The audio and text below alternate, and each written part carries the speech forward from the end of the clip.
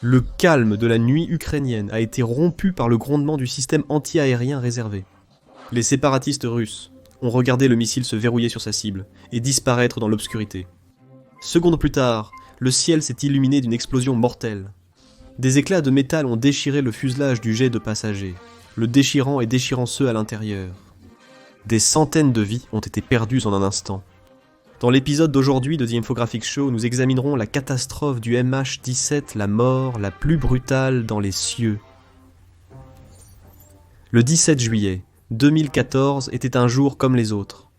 Les équipes de maintenance ont effectué leur contrôle de routine sur le vol 17 de Malaysia Airlines, avant son vol prévu de l'aéroport Schiphol d'Amsterdam à Kuala Lumpur. Le MH17 avait deux équipages de vol, l'équipe A et B, qui alterneraient à mi-parcours en raison de la durée du vol. Certains que l'avion était prêt à voler, les pilotes ont donné le feu vert à l'équipage pour embarquer les passagers. Ce matin fatidique, 11 membres de l'équipage de cabine ont commencé à enregistrer 283 passagers. Ces passagers des Pays-Bas et de Malaisie se rendaient à Kuala Lumpur pour diverses raisons ce matin-là.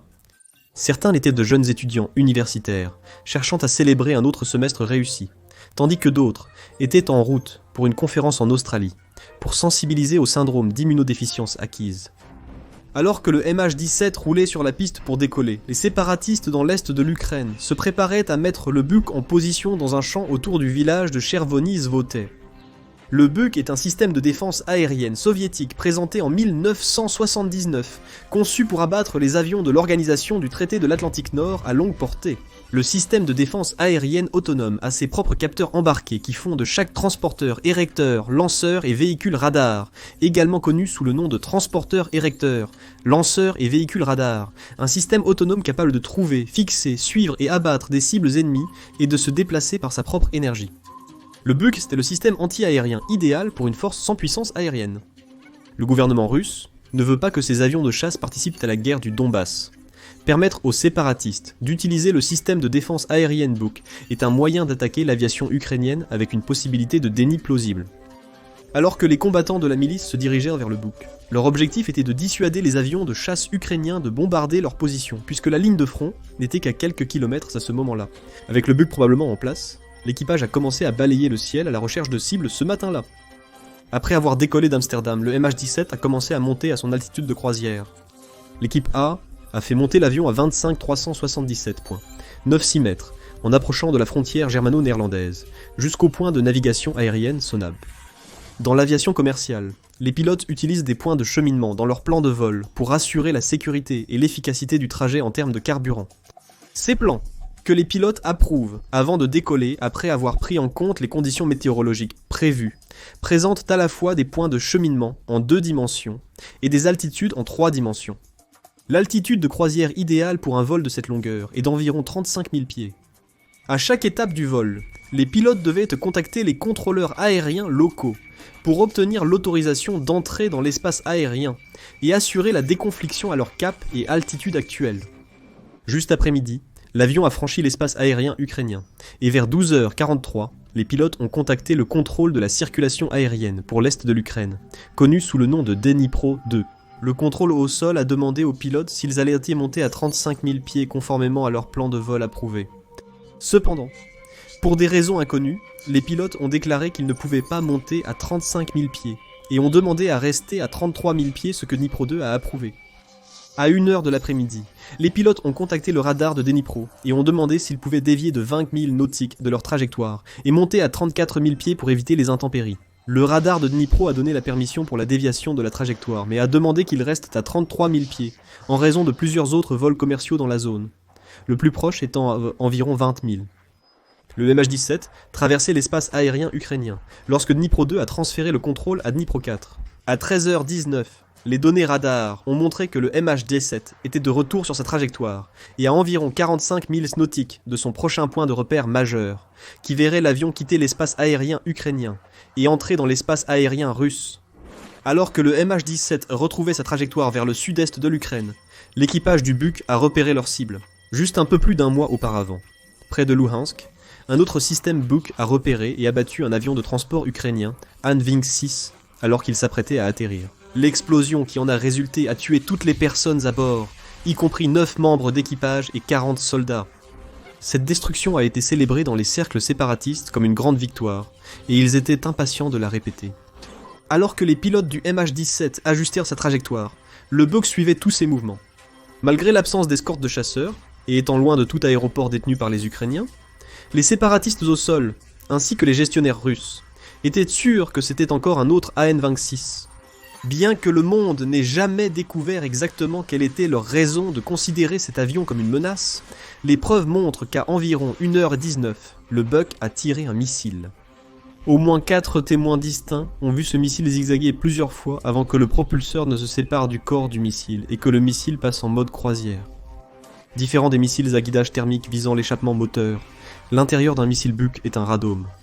Ce radome abrite une section radar qui scanne continuellement la cible que le système de contrôle de tir du TLR a identifiée. Avec une vitesse allant jusqu'à Mach 3 et un plafond de surface allant jusqu'à 72 000 pieds pour les modèles plus anciens, le missile atteindra le MH17 en moins d'une minute. À 13h19 et 56 secondes, l'équipage a reconnu le dernier rapport du contrôle de Dnipro. Quand le contrôle au sol a répondu par radio 4 secondes plus tard, ils n'ont reçu aucune réponse. Toutefois, les enregistrements du cockpit ont révélé la raison du silence des pilotes. À 13h20 précise, les enregistreurs de cockpit ont capté une énorme onde sonore. Elle a débuté du siège du pilote à gauche et s'est propagée vers la droite, les microphones captant l'onde à des instants différents. Cela a prouvé que le son provenait de l'extérieur de la cabine, et non d'une explosion à bord ou d'une décompression explosive. Les preuves récupérées plus tard sur le site du crash montrent que le missile a explosé à environ 3 mètres du cockpit. À ce moment-là, le missile a projeté entre 5 et 7000 morceaux de shrapnel préfabriqués. Des centaines d'entre eux ont touché l'avion, déchiquetant les pilotes à l'intérieur de leur cockpit. Les enquêteurs ont déterminé plus tard que, en raison des formes uniques de nœuds papillons et cubiques des shrapnel, dont beaucoup ont été récupérés sur les corps des pilotes, il s'agissait d'une ogive 9M38, utilisée uniquement par les forces de la Fédération russe. Suite à la première explosion, le microphone du cockpit a arrêté d'enregistrer. Cependant, la désintégration de l'avion indique qu'il s'est disloqué en plusieurs morceaux en quelques secondes. Quand l'avion s'est désintégré, les passagers ont d'abord ressenti la décompression.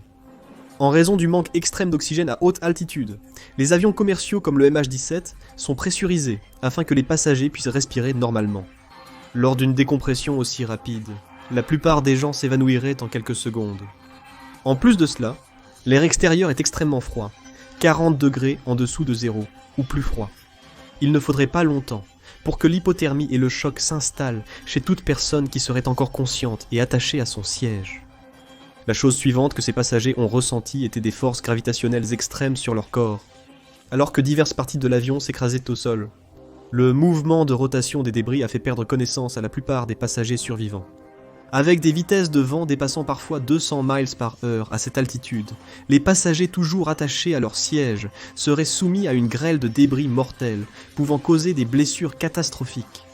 Bien que cela puisse sembler impossible de survivre à tout cela, les médecins légistes qui ont étudié les victimes après l'accident ont découvert qu'au moins une personne était en vie pendant tout cela. Son corps, dont l'identité n'a jamais été révélée publiquement, a été découvert avec un masque à oxygène. Ce détail macabre rappelle que malgré tout ce qui s'est passé, au moins une personne a survécu à la descente d'environ 90 secondes vers la Terre. Lors de la chute du MH17, le contrôle de Dnipro a perdu son contact radar.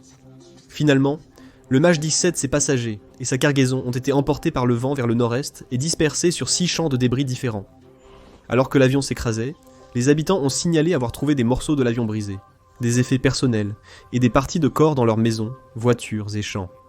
Le carburant restant à l'intérieur de l'avion a brûlé quelques instants après l'atterrissage et a déclenché plusieurs grands incendies.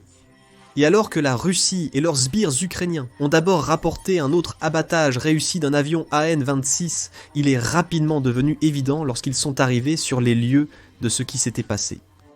Il a fallu plus de 18 mois à la communauté internationale pour reconstituer l'horreur de cette tragédie.